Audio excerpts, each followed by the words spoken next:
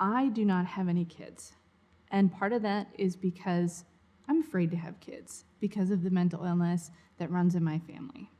We didn't talk about mental illness when I was a kid. I remember being probably 8 years old, and I was at my grandmother's house visiting, and my uncle came over, and they told me that I had to go hide upstairs in my grandma's bedroom. I didn't know why. I'd never met my uncle before, and they told me that I needed to be afraid of him and that I needed to hide. They didn't want him to know that I even existed.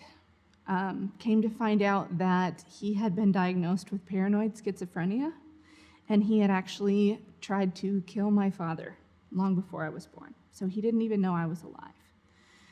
As I grew up, I saw my father have extreme impulsivity. He had debilitating depression. He would start projects, he wouldn't be able to finish them. And I never understood why. I came to find out that my father has bipolar disorder. And I never knew how to interact with him. I always thought it was something I did. I thought it was my fault. And as I got older, I started to feel the darkness creep over me. I started to feel like there was something wrong with me. And I felt like I had to put on a smile. I had to hide. I was 16 the first time that I planned to kill myself.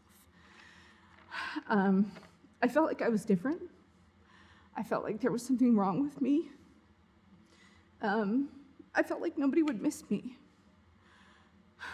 I was 17 when I had my first inpatient hospitalization, and I was diagnosed with major depressive disorder.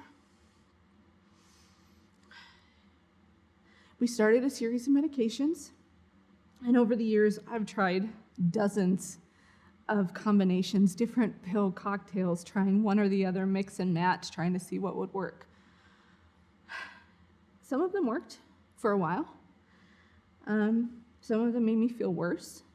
And when you already feel like you're at the bottom, it's kind of scary to think that you can go even lower. But it does get better.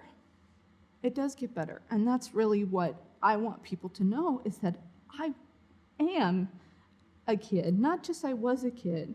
I am a kid that has a mental illness. I was hospitalized earlier this year. It's still a struggle. It's still a battle. But I feel like I'm finally making progress. I'm finally able to move forward. Yes, I still have bad days. Absolutely. I still have days where I don't want to get out of bed. I don't want to shower. I don't want to get dressed. I just want to lay around and wait for the end to come. But the good days are worth fighting for. And that's what I want people to know. And I want to help people fight for their good days.